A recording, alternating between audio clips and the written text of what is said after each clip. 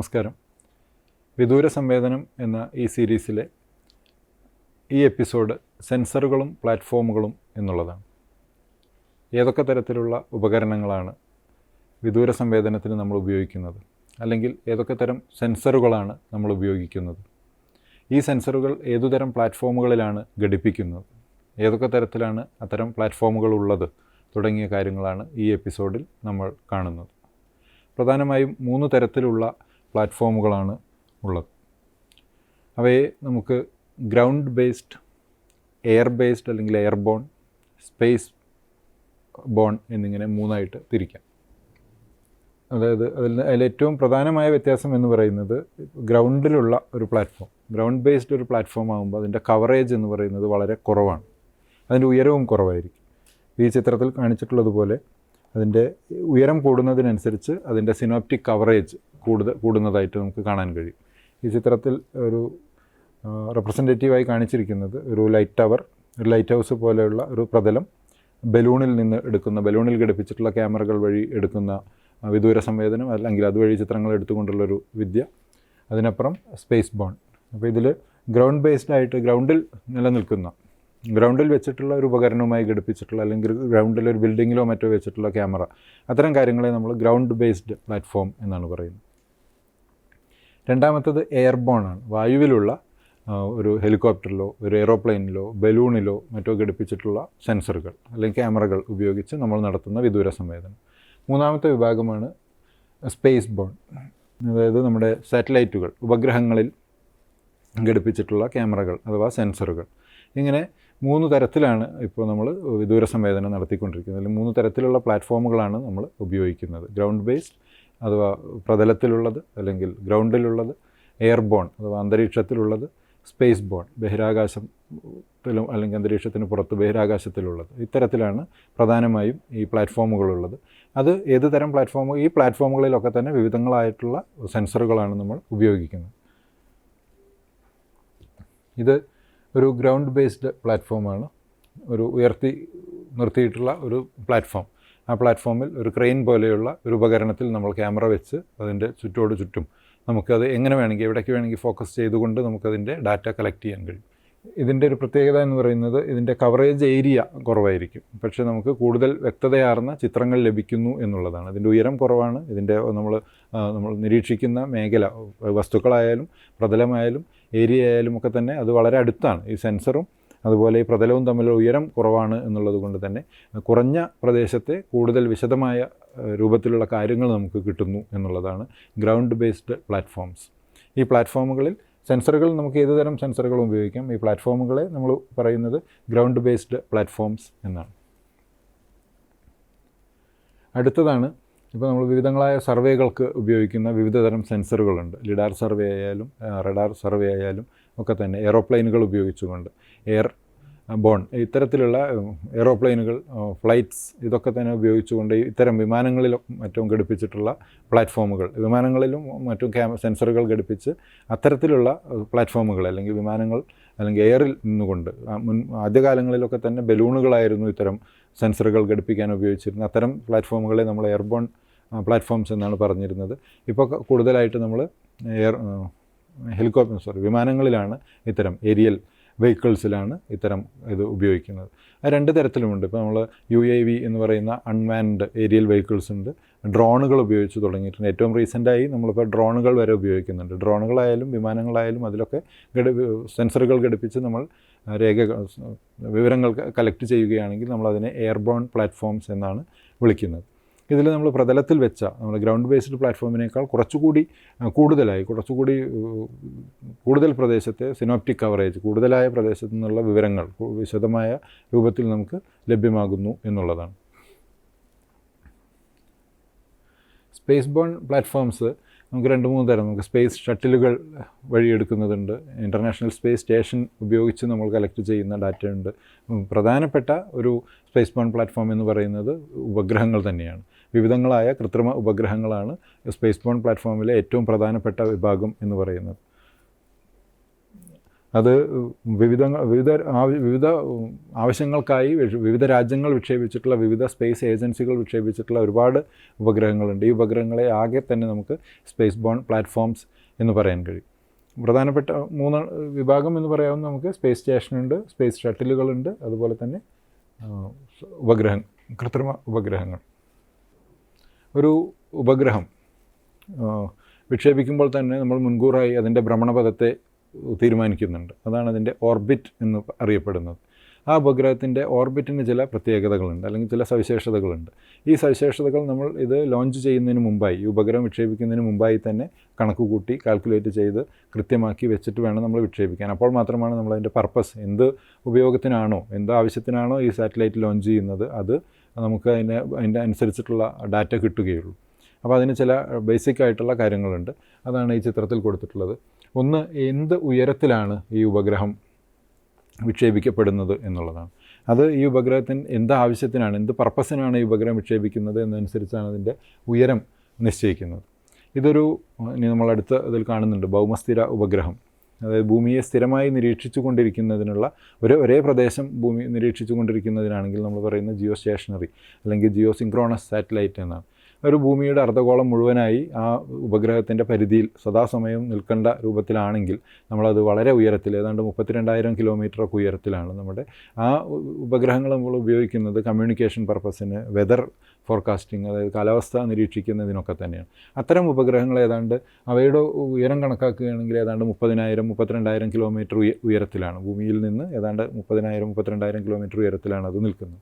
അതേസമയം ഭൂമിയെ ചുറ്റിക്കറങ്ങിക്കൊണ്ട് ഭൂമിയുടെ റിസോഴ്സുകൾ, ഭൂമിയുടെ വിഭവങ്ങൾ, പ്രകൃതി വിഭവങ്ങളൊക്കെ തന്നെ മാപ്പ് ചെയ്യുന്നതിന് വേണ്ടിയിട്ട് എർത്ത് റിസോഴ്സ് സാറ്റലൈറ്റുകളായി ഉപയോഗിക്കുന്ന നമ്മുടെ ഇന്ത്യയുടെ IRS സീരീസ് പോലെയുള്ള ഉപഗ്രഹങ്ങളാണെങ്കിൽ അത് ഇത്ര ഉയരം ഇല്ല. ഏതാണ്ട് 850, 900, 950 കിലോമീറ്റർ ഉയരത്തിലാണ് ഈ ഉപഗ്രഹങ്ങൾ ഭൂമിയെ ചുറ്റി സഞ്ചരിച്ചു കൊണ്ടിരിക്കുന്നത്.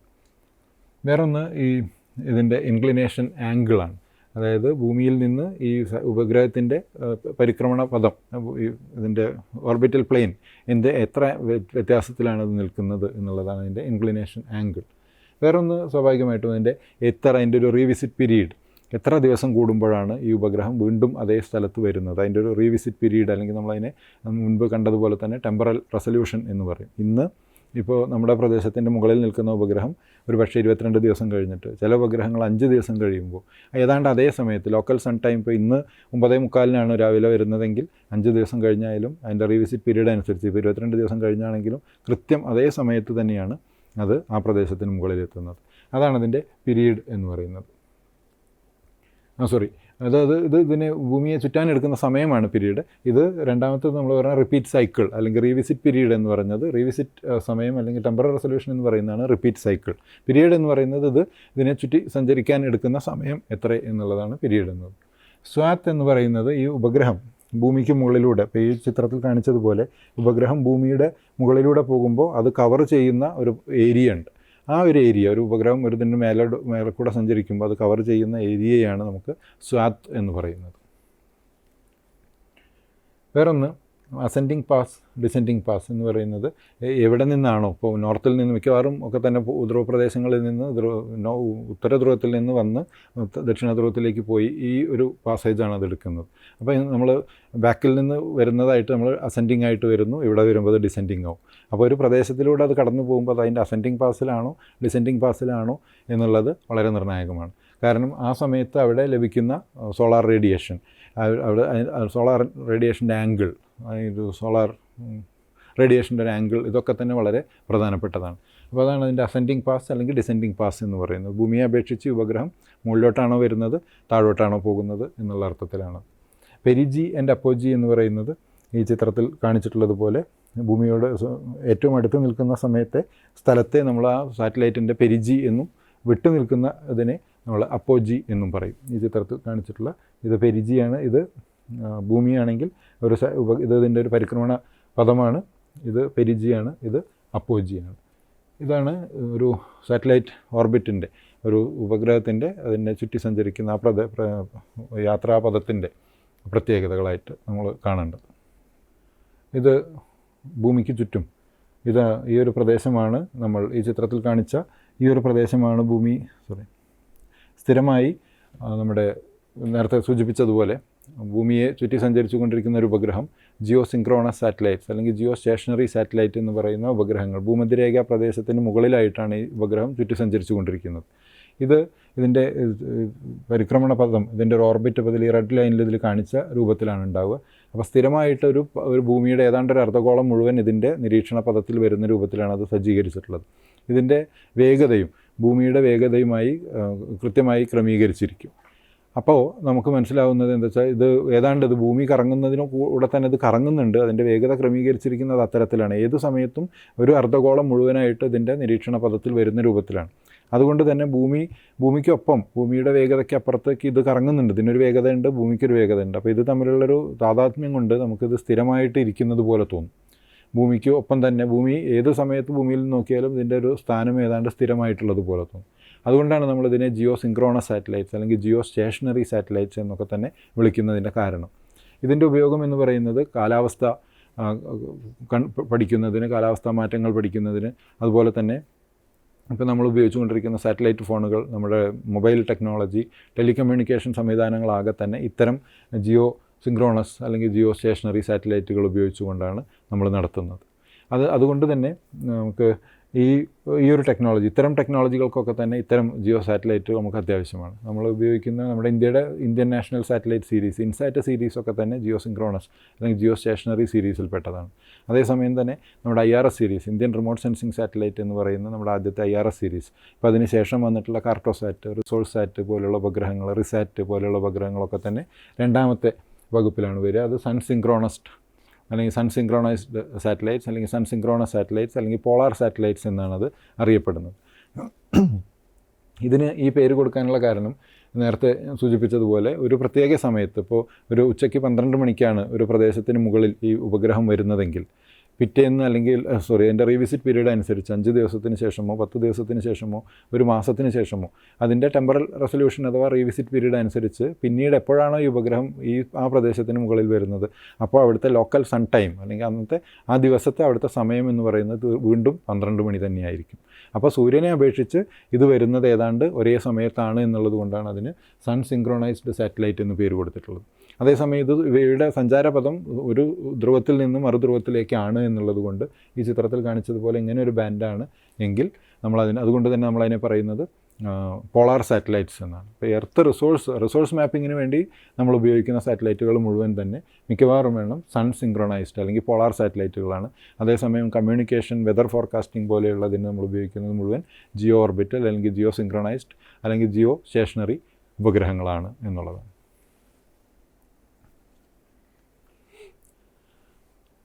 ഇത് മുഴുവനായിട്ടും എങ്ങനെയാണ് ഭൂമിയുടെ ഒരു മുഴുവൻ ചിത്രം നമുക്ക് കിട്ടുന്നത് എന്ന് ചോദിച്ചാൽ, നമ്മുടെ ഉപഗ്രഹം സഞ്ചരിക്കുന്നത് പോളാർ ദിശയിൽ നിന്നാണ് അല്ലെങ്കിൽ ധ്രുവപ്രദേശങ്ങളിൽ നിന്ന് മറുധ്രുവത്തിലേക്കാണ്. പക്ഷേ അതോടൊപ്പം തന്നെ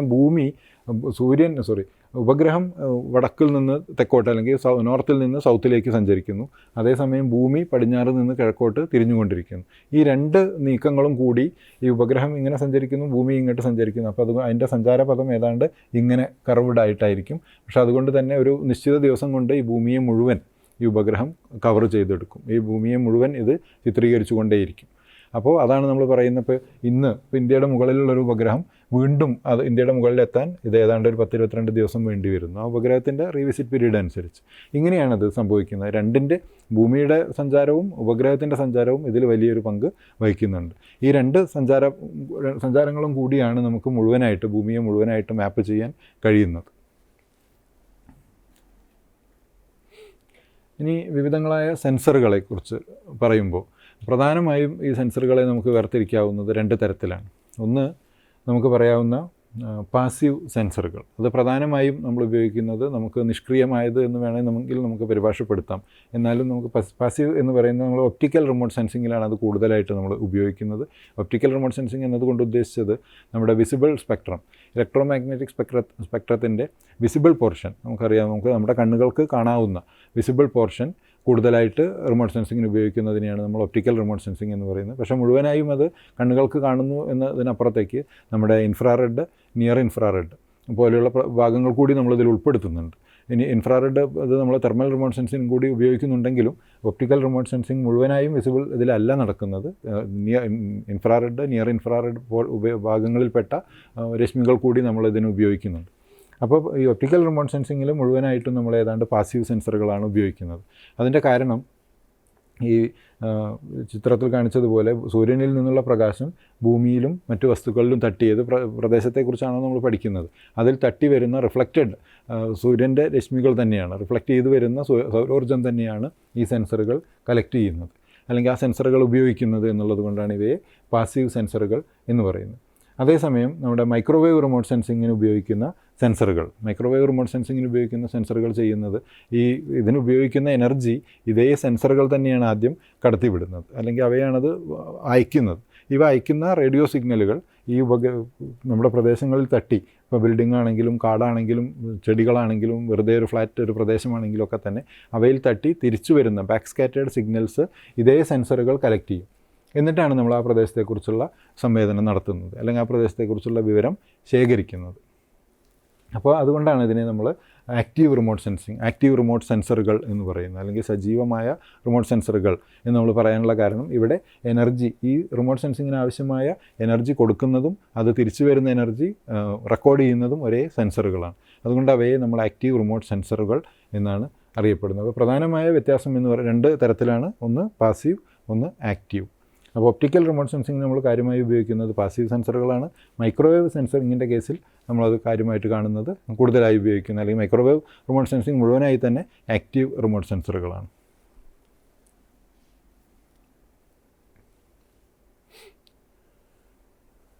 ഇനി ഈ സെൻസറുകളെ ഒന്നുകൂടി ക്ലാസിഫൈ ചെയ്ത് കഴിഞ്ഞാൽ നമുക്ക് 2 തരത്തിൽ കാണാം. ഒന്ന് പാസീവ് സെൻസറുകൾ, അതിൽ തന്നെ ഇമേജിങ് സെൻസറുകളുണ്ട്, അതേപോലെ തന്നെ നോൺ ഇമേജിങ് ആയിട്ടുള്ള സെൻസറുകൾ. അത് ആ പേര് സൂചിപ്പിക്കുന്നത് പോലെ തന്നെ ഇമേജുകൾ എടുക്കുന്ന, അത് സെൻസിങ് നടത്തുന്നതിനോടൊപ്പം തന്നെ ഇമേജുകൾ എടുക്കുന്ന സെൻസറുകളുണ്ട്. അതേസമയം ഇമേജ് എടുക്കാതെ അതിൽ നിന്ന് നമുക്ക് ഇൻഫർമേഷൻ കിട്ടുന്നുണ്ട്, പക്ഷേ അതൊരു തരത്തിലുള്ള ചിത്രീകരണം നടത്തുന്നില്ല, അല്ലെങ്കിൽ ഏതെങ്കിലും തരത്തിലുള്ള ചിത്രരൂപത്തിലുള്ളൊരു വിവരമായി അത് മാറ്റുന്നില്ല. അപ്പോൾ അതുകൊണ്ടാണ് നമ്മൾ അത്തരം സെൻസറുകളെ നമ്മൾ നോൺ ഇമേജിങ് സെൻസറുകൾ എന്നാണ് പറയുന്നത്. ഇത് ഇമേജിങ് സെൻസറുകൾ. അവയിൽ തന്നെ പാസീവ് സെൻസറുകളുണ്ട്. പാസീവ് സെൻസറുകളിൽ ഏറ്റവും പ്രധാനപ്പെട്ടത് ഒന്ന് നമ്മുടെ ഫോട്ടോഗ്രാഫിക് ക്യാമറ. നമ്മൾ ഫോട്ടോ എടുക്കാൻ ഉപയോഗിക്കുന്ന ക്യാമറകൾ, നമ്മുടെ മൊബൈൽ ഫോണിലെ ക്യാമറ അടക്കം നമുക്ക് പറയാവുന്നത് അതൊരു പാസീവ് സെൻസറുകളാണ്. അതിൽ തന്നെ ഇമേജിങ് സെൻസറുകളാണ്. ഇപ്പോൾ ഒരു ക്യാമറ ഉപയോഗിച്ച് നമ്മൾ ഫോട്ടോ എടുക്കുമ്പോൾ ഒരു ഇമേജ് അവിടെ സൃഷ്ടിക്കപ്പെടുന്നുണ്ട്, അല്ലെങ്കിൽ ഒരു ഇമേജ് ക്യാപ്ചർ ചെയ്യപ്പെടുന്നുണ്ട്. അതുകൊണ്ടാണ് അത് ഇമേജിങ് സെൻസറുകൾ എന്ന് പറയുന്നത്. ആ ക്യാമറ, ഒരു ഫോട്ടോഗ്രാഫിക് ക്യാമറ ഒരു ഇമേജിങ് സെൻസറാണ്. വേറൊന്ന് ഒപ്റ്റിക്കൽ സെൻസേഴ്സാണ്. അവ നേരിട്ട് ഫോട്ടോ ആയിട്ട് എടുക്കുന്നതല്ല, ഫോട്ടോഗ്രാഫിക് ക്യാമറയായിട്ടല്ല അത് എടുക്കുന്നത്. ഇത് എടുക്കുന്ന സിഗ്നലുകൾ, ഇതിലേക്ക് ഈ സെൻസർ ക്യാപ്ചർ ചെയ്യുന്ന സിഗ്നലുകളെ അത് ഗ്രൗണ്ട് സ്റ്റേഷനുകളിലേക്ക് അയച്ച് ആ സിഗ്നലുകളെ മാറ്റി, ഇലക്ട്രോണിക് സിഗ്നലുകൾ മാറ്റി നമ്മളത് ഫോട്ടോഗ്രാഫിക് ഫോമിലേക്ക് മാറ്റുകയാണ് ചെയ്യുന്നത്. ഒരു ക്യാമറ എടുക്കുന്നത് പോലെ നേരിട്ട് ഒരു ഫോട്ടോ ആയിട്ടോ അല്ലെങ്കിൽ പ്രിൻ്റ് ഔട്ടായിട്ടോ മാറ്റാതെ ഇത്തരത്തിലുള്ള പ്രവർത്തനമാണ് അവിടെ നടക്കുന്നത്. ഒപ്റ്റിക്കൽ സ്കാനറുകളാണ് അവിടെ ഉപയോഗിക്കുന്നത്. ആ സ്കാൻ ചെയ്ത് ഓരോ സെക്കൻഡിലും സ്കാൻ ചെയ്ത് അയക്കുന്ന ഇൻഫർമേഷൻ നമ്മൾ ഗ്രൗണ്ട് സ്റ്റേഷനിൽ വന്ന് അത് സോർട്ട് ചെയ്ത് നമുക്ക് വേണ്ട പ്രദേശത്തിൻ്റെ ഭാഗമായി സെപ്പറേറ്റ് ചെയ്തെടുത്ത് അത് ഇമേജായി മാറ്റുകയാണ് ചെയ്യുന്നത്. അപ്പോൾ അത്തരത്തിലുള്ള ഒപ്റ്റിക്കൽ സ്കാനറുകൾ 2 തരത്തിലുണ്ട്. ഒന്ന് എക്രോസ് ട്രാക്ക് സ്കാനേഴ്സ്, നമുക്ക് വിശദമായിട്ട് എടുത്ത സ്ലൈഡിൽ കാണാം. എക്രോസ് ട്രാക്ക് സ്കാനേഴ്സ് ആ പേര് സൂചിപ്പിക്കുന്നത് പോലെ തന്നെയാണ്. ഇങ്ങനെ ഒരു ട്രാക്കിൽ ഈ സാറ്റലൈറ്റ് ഉപഗ്രഹം മൂവ് ചെയ്യുകയാണെങ്കിൽ അതിന് ക്രോസ് ചെയ്തുകൊണ്ടാണ് ഇതിൻ്റെ പ്രവർത്തനം നടക്കുന്നത്, അല്ലെങ്കിൽ സ്കാനിങ് നടക്കുന്നത്. മറ്റൊന്ന് എലോങ് ട്രാക്ക്, അതായത് സാറ്റലൈറ്റ് മൂവ് ചെയ്യുന്ന ട്രാക്കിൽ അതേ ഡയറക്ഷനിൽ തന്നെയാണ് സ്കാനിങ്ങും നടക്കുന്നത്, അല്ലെങ്കിൽ ഈ ഇൻഫർമേഷൻ കളക്ഷനും നടക്കുന്നത് ആ രൂപത്തിൽ തന്നെയാണ്. വേറൊന്ന് തെർമൽ സ്കാനറാണ്. ഇനി തെർമൽ സ്കാനിങ് അല്ലെങ്കിൽ തെർമൽ റിമോട്ട് സെൻസിങ് മറ്റൊരു എപ്പിസോഡിൽ നമുക്ക് വിശദമായി കാണേണ്ടതുണ്ട്. ഈ തെർമൽ സ്കാനറിൽ നടക്കുന്നത് ടെമ്പറേച്ചറിലുള്ള വ്യത്യാസം, ഊഷ്മാവിലുള്ള വ്യത്യാസം വെച്ചിട്ട് നമ്മൾ ഭൂമിയുടെ പ്രദേശങ്ങളെ കണ്ടുപിടിക്കുകയാണ്. ഏതെങ്കിലും തരത്തിലുള്ള ടെമ്പറേച്ചർ വ്യത്യാസങ്ങൾ ഉണ്ടോ എന്നുള്ളത് കണ്ടുപിടിക്കുന്നതിന് അത് പ്രത്യേകതരം സെൻസറുകളാണ്. അതും ഇമേജിങ് സെൻസറുകളാണ്. നമുക്ക് അതിൽ നിന്ന് താപത്തിൻ്റെ വ്യത്യാസം അനുസരിച്ച് നമുക്ക് ഇമേജുകളെ ക്രിയേറ്റ് ചെയ്യാൻ കഴിയുന്നു എന്നുള്ളതാണ്. ഇത്രയും സെൻസറുകൾ പാസീവ് സെൻസറുകളാണ്. ഇനി ഇതിൽ ഇമേജിങ് സെൻസറുകളിൽ തന്നെ ആക്റ്റീവ് സെൻസറുകളുണ്ട്. അതിൽ ഒന്നാമത്തേതാണ് സാർ എന്ന് പറയുന്നത്. നമ്മളിനി നമ്മുടെ മൈക്രോവേവ് സെൻസിങ് പറയുന്ന സമയത്ത് ഇതിൻ്റെ കൂടുതൽ വിശദാംശങ്ങൾ കാണും. അതായത് സാർ എന്ന് പറയുന്നത് സിന്തറ്റിക് അപ്പർച്ചർ റഡാർ എന്നതിൻ്റെ ചുരുക്കമാണ് SAR, സാർ എന്ന് പറയുന്നത്. മറ്റത് ലിഡാറാണ്, ലൈറ്റ് ഡിറ്റക്ഷൻ ആൻഡ് റേഞ്ചിങ് എന്ന് പറയുന്ന ഇൻഫ്രാറെഡ് ലൈറ്റ് സെൻഡ് ചെയ്ത് സിഗ്നലുകൾ തിരിച്ചെടുത്ത് അതിൻ്റെ വഴി ഉപയോഗിക്കുന്ന ലൈറ്റ് ഡിറ്റക്ഷൻ ആൻഡ് റേഞ്ചിങ്. ഇത് രണ്ടും ആക്റ്റീവ് സെൻസറുകളാണ്, സാറും ലിഡാറും. പക്ഷേ ഇതൊക്കെ തന്നെ ഈ പാസീവ് സെൻസറുകളും ഈ ആക്റ്റീവ് സെൻസറുകളും ഉപയോഗിച്ചുകൊണ്ട് നമുക്ക് ഇമേജുകൾ ക്രിയേറ്റ് ചെയ്യാൻ കഴിയും എന്നുള്ളതാണ്. ഇനി ഇതേ മേഖലയിൽ നോൺ ഇമേജിംഗ് ആയിട്ടുള്ള സെൻസറുകളുണ്ട്. അതിലെ പാസീവ് സെൻസറുകൾ ആണ് സ്പെക്ട്രോ റേഡിയോമീറ്റേഴ്സ്. അതായത് സ്പേസിൽ അവൈലബിൾ ആയിട്ടുള്ള പാസീവ് അതിൽ നോൺ ഇമേജിങ്, അവിടെ എന്താ ചെയ്യുന്നുള്ളൂ വെച്ചാൽ അവൈലബിൾ ആയിട്ടുള്ള റേഡിയേഷൻസ്, ഈ റേഡിയേഷൻസിനെയൊക്കെ തന്നെ പല ഏതൊക്കെ തരം സ്പെക്ട്ര വരുന്നുണ്ട്, അതിൽ ഏത് തരം റേഡിയേഷൻസ് വരുന്നുണ്ട്, ഏത് തരം എനർജി വരുന്നുണ്ട്, അതിൻ്റെ പ്രത്യേകതകൾ എന്താണ്, അതിൻ്റെ വേവ് ലെങ്ത് എന്താണ് എന്ന് കളക്ട് ചെയ്ത് അതിൻ്റെ അനാലിസിസൊക്കെ വേറെ നടത്തുന്നു.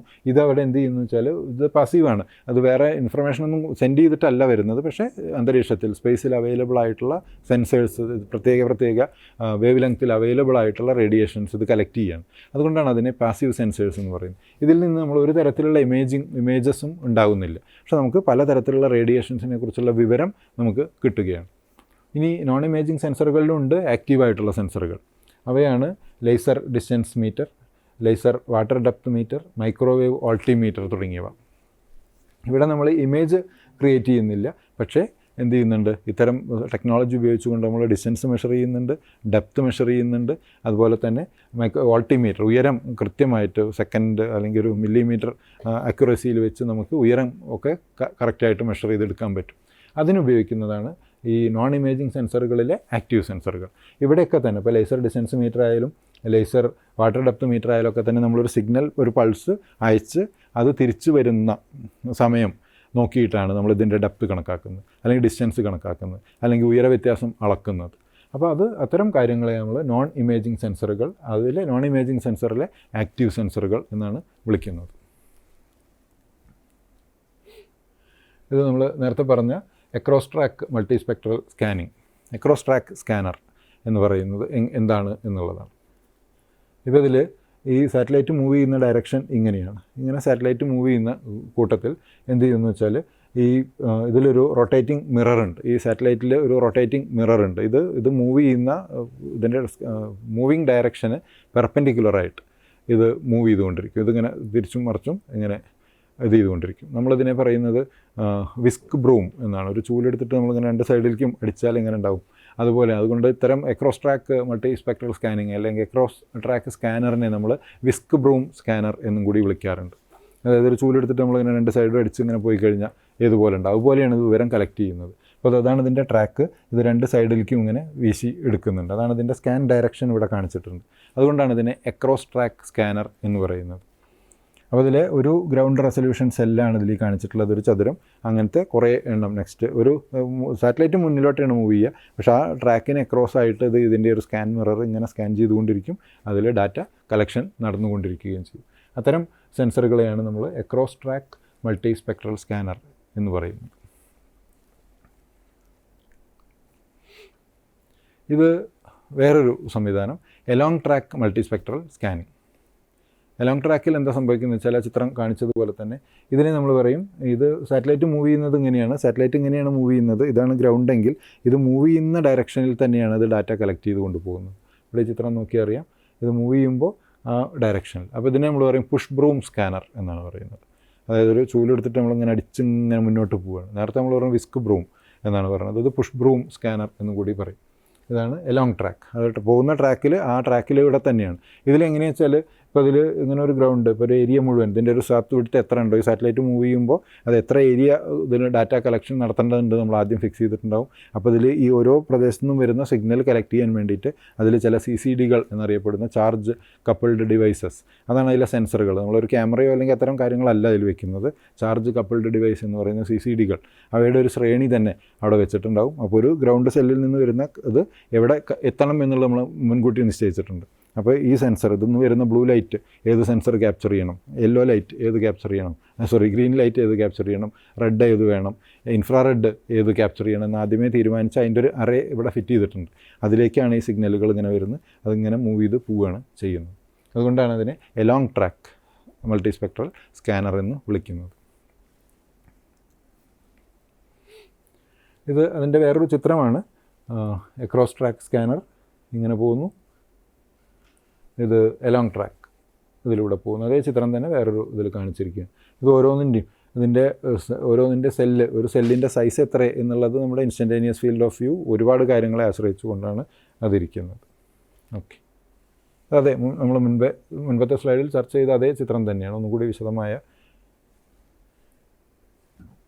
ഇത് ഓരോ സാറ്റലൈറ്റും തരുന്ന ഇമേജാണ്. ഓരോ ഇമേജും അതിൻ്റെ സ്പേഷ്യൽ റെസൊല്യൂഷൻ അനുസരിച്ച് എന്തുമാത്രം വ്യക്തത ആ ഓരോ ചിത്രത്തിനും ഉണ്ട് എന്നുള്ളതാണ്. 56 മീറ്റർ റെസൊല്യൂഷനുള്ള 56 മീറ്റർ സ്പേഷ്യൽ റെസൊല്യൂഷനുള്ള ഒരു AVIFS വൈഡ് ഫീൽഡ് സെൻസറിൻ്റെ ചിത്രമാണ് ഇത്. അതിൽ നമുക്കറിയാം ഇത് വളരെ പിക്സലൈസ്ഡ് ആയിട്ട് ഉള്ള സംഗതി ഇത് മാത്രമാണ്. അപ്പോൾ 56 മീറ്ററിൽ കൂടുതൽ വലുപ്പമുള്ള ഒരു സംഗതി മാത്രമാണ് നമുക്കിതിലൊരു ഒബ്ജക്റ്റായിട്ട് കാണാൻ കഴിയുക. അതാണ് 56 മീറ്റർ സ്പേഷ്യൽ റെസൊല്യൂഷൻ എന്ന് പറയുമ്പോൾ നമ്മൾ അർത്ഥമാക്കുന്നത് 56 മീറ്ററിൽ കൂടുതൽ ഏതെങ്കിലും ഒരു ഡയമെൻഷൻ, ഒന്നെങ്കിൽ നീളം വേണം അല്ലെങ്കിൽ വീതി വേണം, അതിൽ കൂടുതൽ ഉള്ള ഒബ്ജക്റ്റുകളെ മാത്രമേ നമുക്ക് അതിൽ നിന്ന് വേർതിരിച്ച് കാണാൻ പറ്റൂ, അല്ലെങ്കിൽ മുഴുവൻ ഇത് പിക്സലൈസ് ചെയ്തിട്ടാണ് കാണുക. ഇത് തീമാറ്റിക് മാപ്പർ ETMലെ 30 മീറ്റർ 30 മീറ്റർ റെസൊല്യൂഷനായപ്പോൾ 30 മീറ്റർ റെസൊല്യൂഷനുള്ള സമയത്ത് ഇത് ഇങ്ങനെ കാണുന്നു. മറ്റേത് IRSൻ്റെ LIS3 സ്കാനർ, അതിൻ്റെ റെസൊല്യൂഷൻ എന്ന് പറയുന്നത് 23.5 മീറ്ററാണ്.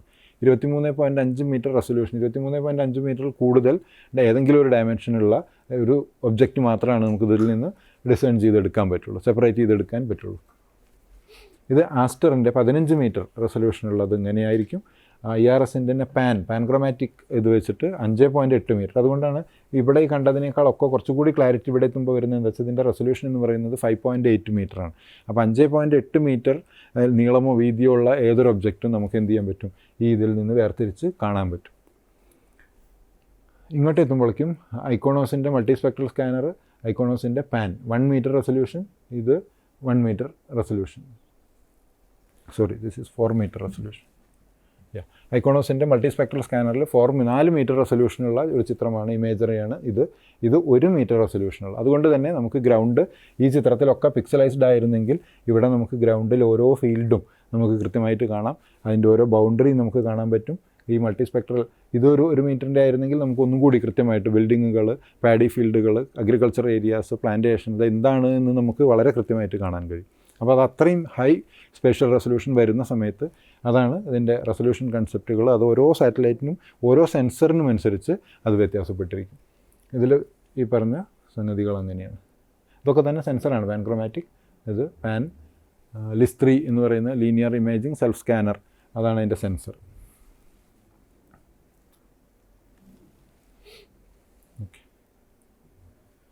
അത് നമ്മൾ മുമ്പൊരു എപ്പിസോഡിൽ പറഞ്ഞിരുന്നു, പക്ഷെ അതെന്താണെന്നൊന്നും കൂടി, അതായത് നമ്മൾ എന്താണ് യഥാർത്ഥത്തിൽ ചെയ്യുന്നത്, നമ്മൾ ഫീൽഡിൽ നിന്ന് നമ്മുടെ സെൻസറുകൾ എടുക്കുന്ന ഇൻഫർമേഷൻ. ഇപ്പോൾ ഇതിൽ നമ്മൾ ഫീൽഡിൽ നമ്മൾ എടുക്കുന്നത് 3, 2, 1, അതായത് ഫസ്റ്റ് ബാൻഡിൽ നിന്ന് നമുക്ക് ഫസ്റ്റ് ബാൻഡിൽ ബ്ലൂ ഇൻഫർമേഷൻ കിട്ടണം. അപ്പോൾ ബ്ലൂ ലൈറ്റ് നമ്മൾ ഫസ്റ്റ് ബാൻഡിൽ കളക്ട് ചെയ്യുന്നു. രണ്ടാമത്തെ ബാൻഡിൽ നമ്മൾ ഗ്രീൻ ലൈറ്റ് അല്ലെങ്കിൽ ഗ്രീൻ വേവ് ലെങ്ത് ഉള്ള എനർജി കളക്ട് ചെയ്യുന്നു.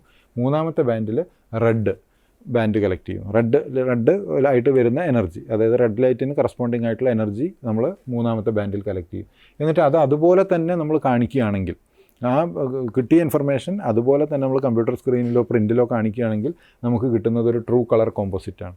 അതായത് ഭൂമിയുടെ മുകളിൽ എങ്ങനെയുണ്ട്, വാട്ടർ ബോഡി എങ്ങനെയുണ്ട്, ഇതെങ്ങനെയുണ്ട്, വെള്ളം എങ്ങനെയുണ്ട്, കര എങ്ങനെയുണ്ട് എന്നുള്ളത് നമുക്ക് അതുപോലെ തന്നെ കാണാൻ കഴിയും. ആ സെൻസർ കളക്ട് ചെയ്ത ഇൻഫർമേഷൻ അതുപോലെ കാണിച്ചാൽ ഏതാണ്ട് ഇങ്ങനെ ഉണ്ടാവും. അതേസമയം നമ്മളത് മാറ്റി കൊടുക്കുന്നു. അതായത് നാലാമത്തെ ബാൻഡിൽ കിട്ടിയ നാലാമത്തെ ബാൻഡിൽ നമ്മൾ കളക്ട് ചെയ്ത ഇൻഫർമേഷൻ നമ്മൾ റെഡായിട്ട് കാണിക്കുന്നു. മൂന്നാമത്തെ ബാൻഡിൽ കിട്ടിയ ഇൻഫർമേഷൻ നമ്മൾ ഗ്രീനായിട്ട് കാണിക്കുന്നു. രണ്ടാമത്തെ ബാൻഡിൽ കളക്ട് ചെയ്ത ഗ്രീനായിട്ട് തന്നെ കാണിക്കുന്നു. ഓക്കെ, അല്ലെങ്കിൽ ആ ബാൻഡിൽ വന്നത് നാലാമത്തെ ബാൻഡ് യഥാർത്ഥത്തിൽ ഇൻഫ്രാറെഡാണ്. അപ്പോൾ നാലാമത്തെ ബാൻഡിലാണ് നമ്മൾ റെഡ് കാണിക്കുന്നത്. അപ്പോൾ ഇതിൽ റെഡായിട്ട് കാണുന്ന ഇൻഫർമേഷൻ എന്ന് പറയുന്നത് മുഴുവൻ വെജിറ്റേഷനാണ്. കാരണം എന്താ വെച്ചാൽ ഇൻഫ്രാറെഡ് ബാൻഡിലാണ് വെജിറ്റേഷന് മാക്സിമം റിഫ്ലക്ഷൻ ഉള്ളത്. അപ്പോൾ ഇവിടെ ഒരു ഫാൾസ് കളർ കോമ്പോസിറ്റിൽ റെഡായിട്ട് കാണുന്നൊരു ഭാഗം എന്ന് പറയുമ്പോൾ നമ്മൾ മനസ്സിലാക്കേണ്ടത് അത് യഥാർത്ഥത്തിൽ അവിടെ അത്രയും കൂടുതൽ ഗ്രീൻ വെജിറ്റേഷൻ ഉണ്ട് എന്നുള്ളതാണ്. അതാണ് ട്രൂ കളറും ഫാൾസ് കളർ കോമ്പോസിറ്റും തമ്മിലുള്ള വ്യത്യാസം. ഇത് നമുക്ക് ഇങ്ങനെ തന്നെ എപ്പോഴും നിയർ ഇൻഫ്രാറെഡ് ഇൻഫർമേഷൻ റെഡിൽ കൊടുക്കണമെന്നില്ല, ഏതൊരു തരത്തിലും നമുക്ക് കോമ്പിനേഷനുകൾ മാറ്റാം. ഈ ഒരു ടെക്നോളജി, ഈ ഒരു ബാൻഡ് കോമ്പിനേഷൻ മാറ്റിയിട്ടാണ് നമ്മൾ പല ബാൻഡ് കോമ്പിനേഷൻ പരീക്ഷിക്കും. ചിലപ്പോൾ നമുക്ക് വാട്ടർ ബോഡി തിരിച്ചറിയണമെങ്കിൽ ചിലപ്പോൾ ഒരു കോമ്പിനേഷൻ ആയിരിക്കും നല്ലത്, നേരെ മറിച്ച് സാൻഡി ഏരിയ തിരിച്ചറിയണമെങ്കിൽ വേറൊരു കോമ്പിനേഷൻ, വെജിറ്റേഷൻ മാത്രം പിക്ക് ചെയ്തെടുക്കണമെങ്കിൽ വേറൊരു കോമ്പിനേഷൻ. ഇങ്ങനെ നമുക്ക് സെൻസറുകളിൽ നിന്ന് ലഭ്യമാകുന്ന ഇൻഫർമേഷനെ തിരിച്ചും മറിച്ചും എടുത്ത് നമ്മളതിൻ്റെ അത് ഇമേജ് പ്രോസസ്സിങ്ങിൻ്റെ ഒരു പാർട്ടാണ്, ഒരു ഭാഗമാണ്. ഇതിൽ ഓരോന്നും ഇപ്പോൾ ഈ കാണിച്ചിട്ടുള്ളത് ഇപ്പോൾ ഒരു ഇത് മാത്രം നമ്മൾ സെപ്പറേറ്റ് ചെയ്തെടുക്കുകയാണെങ്കിൽ ഇപ്പോൾ 0.45 to 0.52 എന്ന് പറയുന്ന ഫസ്റ്റ് ബാൻഡ്, നമ്മൾ ബ്ലൂ ബാൻഡ് എന്ന് വിളിക്കുന്ന 0.4 to 0.5 മൈക്രോമീറ്റർ എന്ന് പറയുന്ന അത് ഇങ്ങനെ ഉണ്ടാവും. അത് മാത്രം എടുക്കുമ്പോൾ അത് ഇങ്ങനെ ഉണ്ടാവും. ഇത് രണ്ടാമത്തെ ഗ്രീൻ, ഇത് റെഡ്, ഇത് നിയർ ഇൻഫ്രാറെഡ്, അങ്ങനെ പോകുന്നത്. ഇനി ഇത് ഓരോ വേവ് ലെങ്ത്തും ഓരോ സെൻസറുകളും വർക്ക് ചെയ്യുന്നത് ഓരോരോ ബാൻഡിലാണ്. ആ ബാൻഡ് ഓരോ പർട്ടിക്കുലർ ബാൻഡും എന്ത് ആവശ്യത്തിനാണ് നമ്മൾ ഉപയോഗിക്കുന്നത്, അതിൻ്റെ ഒരു അപ്ലിക്കേഷൻ എന്താണ് എന്നാണ് ഇവിടെ കാണിച്ചിട്ടുള്ളത്. അപ്പോൾ ഇതിൽ ആദ്യത്തെ ബ്ലൂ ബാൻഡിൻ്റെ ഒരു പ്രത്യേകത, അല്ലെങ്കിൽ അത് ഏതൊക്കെ കാര്യങ്ങൾ പഠിക്കാൻ വേണ്ടി നമുക്ക് ഉപയോഗിക്കാം. ആ ബ്ലൂ ബാൻഡ് ഉപയോഗിക്കുന്ന സെൻസറുകൾ നമ്മൾ ഏതൊക്കെ സ്റ്റഡി അല്ലെങ്കിൽ ഒരു പർപ്പസിനാണ് നമ്മളത് ഉപയോഗിക്കുന്നത് എന്നുള്ളതാണ് ഇവിടെ. ആദ്യത്തെ ബ്ലൂ ബാൻഡ്, അതിൻ്റെ അപ്ലിക്കേഷൻ എന്താ വെച്ചാൽ നല്ല ക്ലിയർ ആയിട്ടുള്ള ജലത്തിലൂടെ അത് കടന്നു പോകും. ക്ലിയർ ആയിട്ടുള്ള ജലം അതിനെ കടത്തിവിടും. അതുപോലെ തന്നെ താഴത്തെ ടോപ്പോഗ്രാഫി, അല്ലെങ്കിൽ നമ്മളതിനെ അണ്ടർ വാട്ടർ ടോപ്പോഗ്രാഫി, അല്ലെങ്കിൽ നമ്മളതിനെ ബാത്തിമെട്രി എന്ന് പറയും. ലേക്കുകൾ, അതുപോലെ കടലോരം, കടൽ പോലെയുള്ള ബാത്തിമെട്രിക് അപ്ലിക്കേഷൻസ്, കോസ്റ്റൽ വാട്ടേഴ്സിൻ്റെ മാപ്പിംഗ്, ക്ലോറോഫിൽ അബ്സോർപ്ഷൻ നടക്കുന്നത് കൊണ്ട് അപ്പോൾ ആ പ്രദേശം ഇത് മനസ്സിലാവും. ഡിസ്റ്റിങ്ഷൻ, ഡെസിഡസ് അല്ലെങ്കിൽ കോണിഫറസ് വെജിറ്റേഷൻ, ഈ വെജിറ്റേഷൻ്റെ അത് കൂർത്ത ഇതുള്ളതാണോ, വളരെ ഫ്ലാറ്റായിട്ട് കാനോപ്പി ഇതുള്ളതാണോ, എത്തരത്തിലുള്ള വെജിറ്റേഷനാണ് തുടങ്ങിയ കാര്യങ്ങൾ മനസ്സിലാക്കാൻ നമ്മൾ ബ്ലൂ ബാൻഡാണ് ഉപയോഗിക്കുന്നത്. രണ്ടാമത്തത് ഗ്രീൻ ബാൻഡ്, ഗ്രീൻ റിഫ്ലക്റ്റൻസ് പീക്കാണ് അത് റെക്കോർഡ് ചെയ്യുന്നത്. പ്ലാന്റിൻ്റെ ഒരു ഗ്രോത്ത് എങ്ങനെയുണ്ട്, എത്രമാത്രം നന്നായിട്ട് വരുന്നുണ്ട് അതിൻ്റെ. അതുപോലെ തന്നെ ഇത് കൂടുതൽ റിഫ്ലക്റ്റൻസ് തരുന്നത് ഇതിൻ്റെ ഒരു ടർബിഡ് വാട്ടർ, അത് വളരെ സെഡിമെൻ്റൊക്കെ ആയിട്ട് കലങ്ങി മറിഞ്ഞിരിക്കുന്ന ഒരു ജലത്തിൻ്റെ കൂടുതൽ റിഫ്ലക്റ്റൻസ് തരിക ഗ്രീൻ ബാൻഡാണ്. അതുപോലെ റെഡ് ക്ലോറോഫിൽ അബ്സോർപ്ഷൻ റീജിയനാണ്. It is best for detecting road, അതുപോലെ ബെയർ സോയിൽ. റോഡിൻ്റെയൊക്കെ മാപ്പിംഗ് വേണമെങ്കിൽ നമ്മൾ കൂടുതലായിട്ട് റെഡ് ബാൻഡിനെയാണ് ആശ്രയിക്കുന്നത്. അതുപോലെ അടുത്ത നിയർ ഇൻഫ്രാറെഡിലേക്ക് കടക്കുമ്പോൾ ഇത് മൂന്നും വിസിബിൾ സ്പെക്ട്രത്തിൽ വരുന്നു. അത് കഴിഞ്ഞ് നിയർ ഇൻഫ്രാറെഡിലേക്ക് കടക്കുന്ന സമയത്ത് ഈ ബാൻഡ് ബയോമാസ് ഇതിനാണ്. വാട്ടർ ബോഡിയും അതുപോലെ വെജിറ്റേഷനും സെപ്പറേറ്റ് ചെയ്യാൻ പറ്റും. അതുപോലെ വെജിറ്റേഷൻ ആൻഡ് സോയിൽ മോയ്സ്ചറും ഗ്രൗണ്ട് വാട്ടർ ബോഡിയും നമുക്ക് സെപ്പറേറ്റ് ചെയ്തെടുക്കാൻ പറ്റും. വൈറ്റമിനസ് ബാൻഡ് 3യുടെ പോലെ റോഡ് ഐഡൻറ്റിഫിക്കേഷന് ഇഫക്റ്റീവ് അല്ല ഈ നിയർ ഇൻഫ്രാറെഡ്.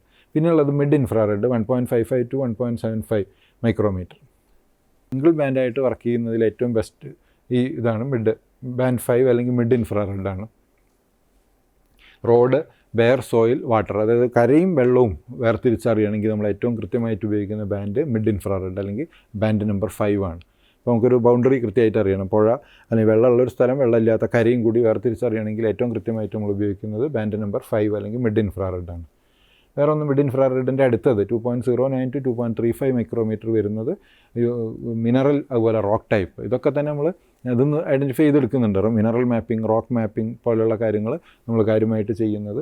അതുപോലെ വെജിറ്റേഷൻ കവർ, മോയ്സ്ചർ, ഇതിനൊക്കെ തന്നെ കാര്യമായിട്ട്. അതായത് റോക്ക് ഇതിൻ്റെ മാപ്പിംഗ് ഏത് ബാൻഡാണെന്ന് ചോദിച്ചാൽ അത് മിഡ് ഇൻഫ്രാറെഡിലെ തന്നെ 7ാമത്തെ ബാൻഡാണ് നമ്മൾ ഉപയോഗിക്കുന്നത്.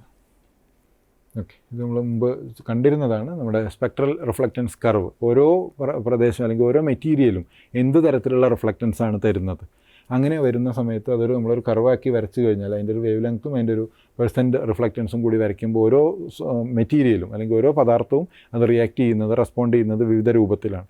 അതാണ് ഇവിടെ കാണിച്ചിട്ടുള്ളത്. Spectral signature, different land cover feature, snow and ice.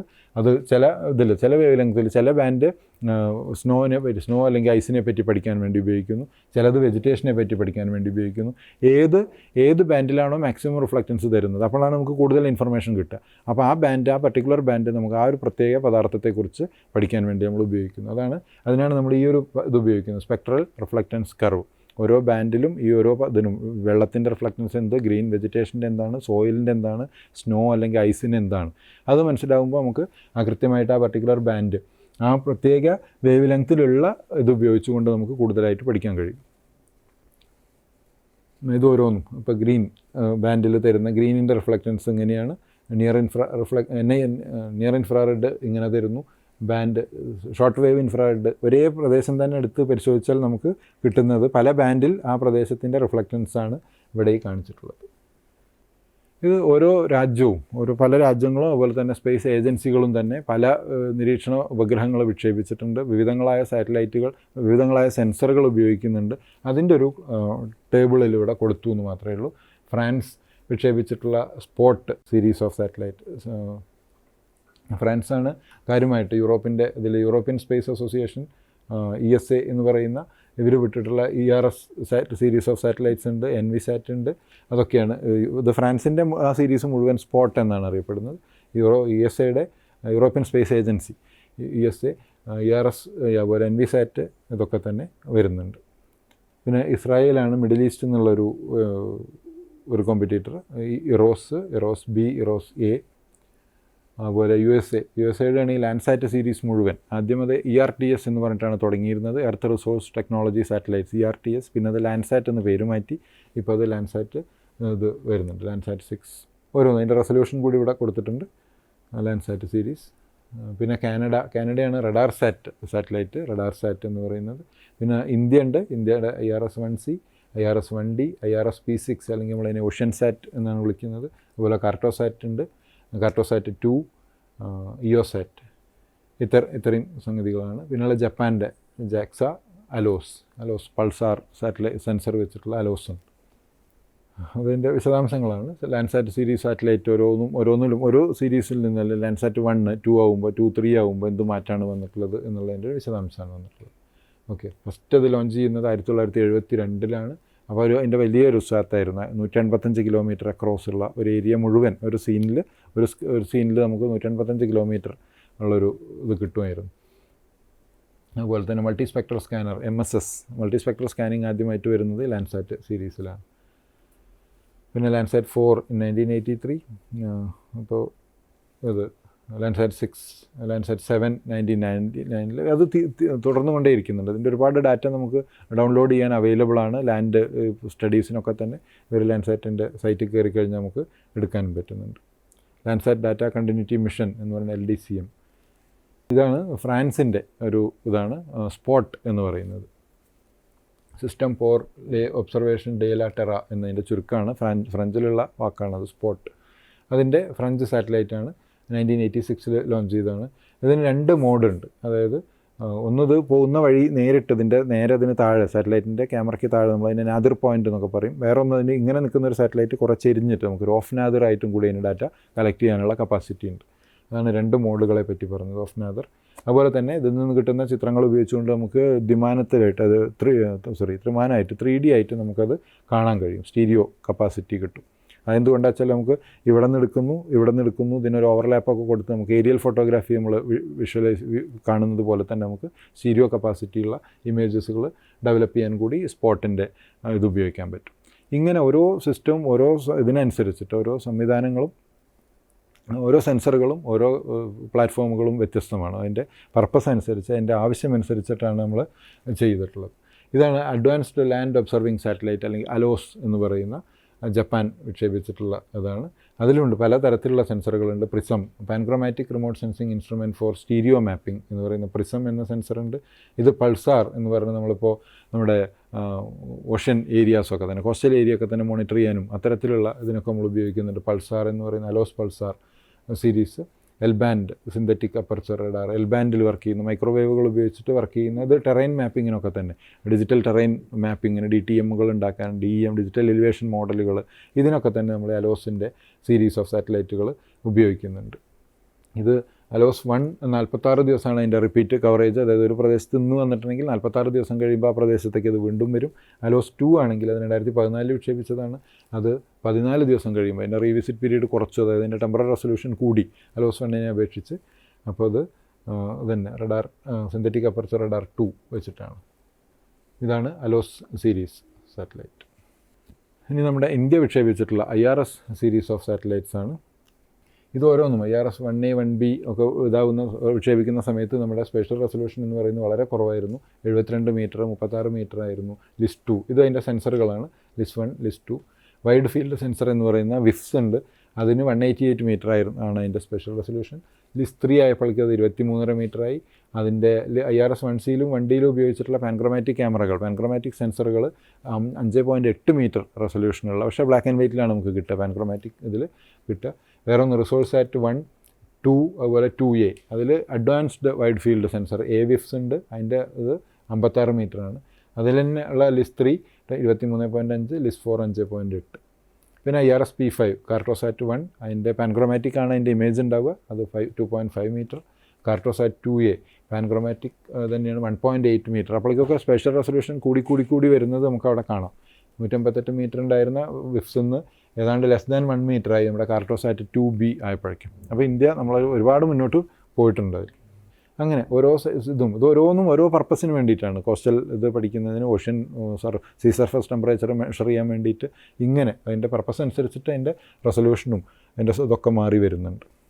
ഇപ്പോൾ നമ്മൾ കണ്ടത് ഏതാണ്ട് നമ്മുടെ വിവിധ തരം സെൻസറുകൾ, വിവിധ തരം പ്ലാറ്റ്ഫോമുകൾ ഉപയോഗിച്ചുകൊണ്ട്, വിവിധ തരം സെൻസറുകൾ ഉപയോഗിച്ചുകൊണ്ട് നമ്മൾ പഠിക്കുന്നത് എന്തിനു വേണ്ടിയിട്ടാണെന്ന് ചോദിച്ചു കഴിഞ്ഞാൽ നമ്മുടെ പർപ്പസ് ഓരോ സമയത്തും വ്യത്യാസമാണ്. അപ്പോൾ ആ പർപ്പസിനനുസരിച്ചുള്ള സെൻസറുകൾ ഓരോന്നും കൂടുതൽ ഫൈനായി കൊണ്ടിരിക്കുകയാണ്. റെസൊല്യൂഷൻ, സ്പെഷ്യൽ റെസൊല്യൂഷൻ കൂടുന്നു, സ്പെക്ട്രൽ റെസൊല്യൂഷൻ കൂടുന്നു, റേഡിയോമെട്രിക് റെസൊല്യൂഷൻ കൂടുന്നു, ടെമ്പറൽ റെസൊല്യൂഷൻ കൂടുന്നു.